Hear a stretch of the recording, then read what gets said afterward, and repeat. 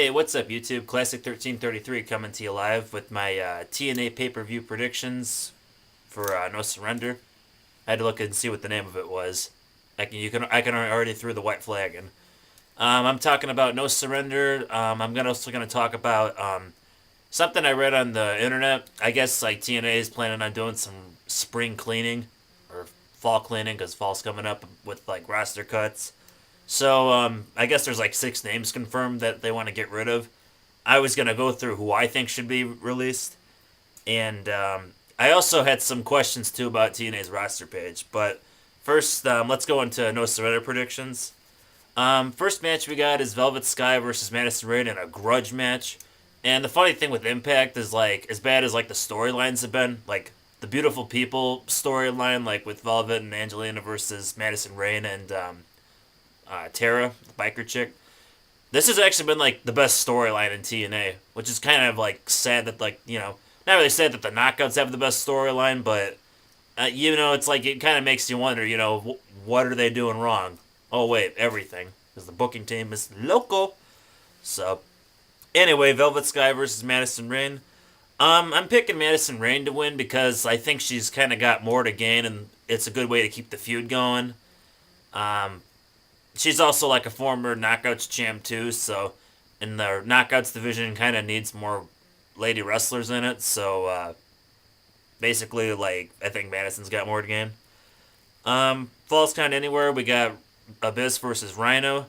Um, Pretty much Fortune's gonna win every match I think on this card in my opinion. But if EV 2.0 had to win a match, I think Rhino should win this because Abyss could lose the match and then just beat up Rhino after the match and still look strong. He's like really good at doing that. So I'm picking Abyss to win, but if EV 2.0 had to win, this match would make sense. This match could be decent. Knockouts match could be decent. Um, this next match I don't think is going to be that good. It's X Division matchup. Douglas Williams defending against Sabu. Um, I just don't think these two guys are going to like click that well in the ring. Like I don't know, they just both seem kind of different. Like Williams is like more of the technical wrestler kind of guy, and then Sabu is basically he's like your extreme wrestler, your hardcore wrestler needs the weapons and that kind of thing to win. Williams is definitely winning, and I think they should have made this match either a cage match or a no DQ match or just threw in something. Because I remember, like, a few years ago, they had Samoa Joe versus Sabu, like, for the X Division title in a cage match. I think it was a Lockdown pay-per-view. And it was, like, really... They actually, like, even though the match wasn't that long, because I think Sabu was injured or something, it was still a decent match. This match, I don't think it's going to be that good. But Douglas Williams is retaining. Next match we got Nash and Sting versus Jarrett and Joe. Does anybody really care about the storyline? I sure as hell don't. You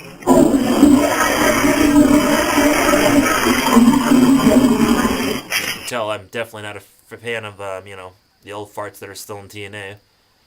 Like I said, Jarrett, he can still wrestle. The problem is he's not wrestling the younger guys. He's wrestling these old farts. Nash and Sting will win. They'll probably keep this fucking storyline going. I don't know. You gotta raise the bar or whatever. Yeah, this match will like lower the bar to the ground, so like a 2-year-old can do flexed arm hang and pull-ups on it. Fucking bullshit storylines. Oh well. My quit match: AJ Styles versus Tommy Dreamer. AJ is gonna win. Like Fortune will probably come out and beat up Dreamer, and Dreamer will say I quit or something, or they'll do some kind of stupid finish. But AJ is gonna win.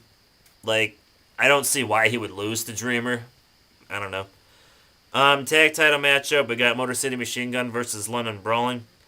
My thoughts with London Brawling, like these guys being a team, like I don't mind that so much. Like I know a lot of people are like saying like, oh, it's a waste of Desmond Wolf. It kind of is, but they're not gonna put him like in the main world title picture anytime soon.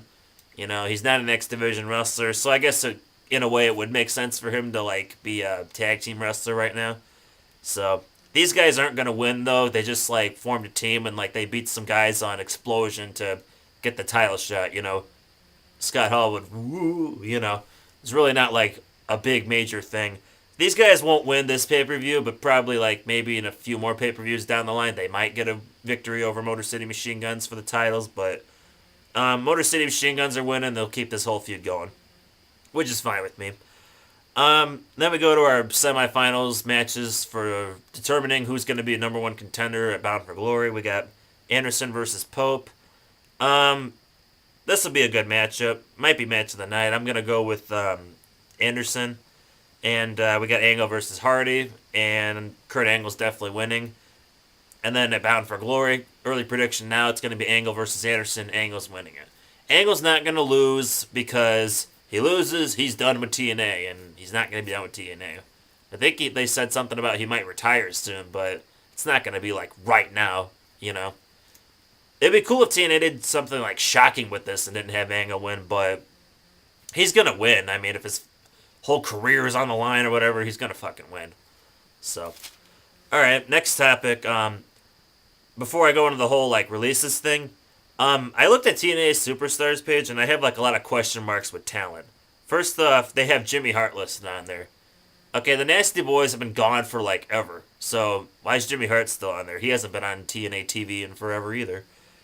Kiyoshi, unless he's been like on Explosion, like we haven't seen Kiyoshi on TV. I don't know if he's been on Explosion, but even if he has, I doubt he's been on it that much. So another question mark.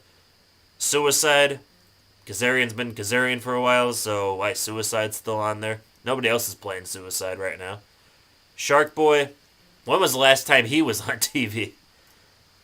Team 3D, they have the contract thing going, contract negotiations going, but still, you know, question mark. I don't know if they're not in your roster, you might as well like take them off, you know. And then we come to my list of talent that can go in TNA. Kevin Nash, Sting, Mick Foley. I have a lot of respect for Foley, but I don't know, like if Foley did like a very like rare hardcore match here and there, I guess it would be okay, but he can't go anymore. Orlando Jordan can wrestle, but like I hate his character, and even like he like doesn't even like wrestle that good, like because he's always doing like the really fucked up like mind game shit. I know that's like, you know, wrestling, it's good to have a persona, but I don't know, Orlando Jordan's persona is just weird. It's like too weird, you know. Rob Terry, he fucking sucks. He can go. Dreamer and Sabu can go too. You know, I know Sabu and RVD had a good match at, you know, Hardcore Justice, but I don't know. Raven, as much as I like Raven, like, ring-wise, he's, like, not the best, but what they could do is get rid of Vince Russo. He was on my list. Get rid of Russo and then replace him, Raven, with Russo and just have Raven take over booking. I bet Raven's mind would be, like, perfect for the job, you know? Not that Russo's the only one in TNA creative responsible for bringing sucktacular storylines on TV, but hey, if you had Raven replace Russo, you definitely got some interesting stuff going on right there. Unless Raven drinks like the Kool-Aid that's in the locker room or something, or not in the locker room, but backstage. Oh yeah! Behind the scenes or whatever. And I'm not talking TNA reaction. Rhino was another wrestler that can go. I'm not like a huge Rhino fan. He's okay, but I don't know. Not really a big Rhino fan. It's kind of like, you know, Rhino's wrestling. Oh boy, gore! You know, whatever.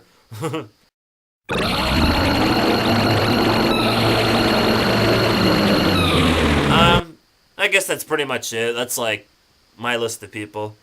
Yeah, if TNA got rid of like all these guys, they'd definitely have more, you know, roster time for like guys like Generation Me and Brian Kendrick and Amazing Red.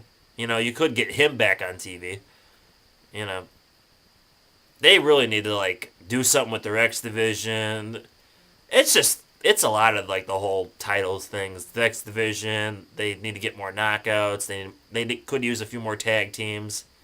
You know, they really should do something. I like that they're doing a lot of focus on the world title right now, but they need to focus on some more, you know, divisions and whatnot. So, but yeah, that was my TNA thoughts, and I'll catch you guys later. Peace out.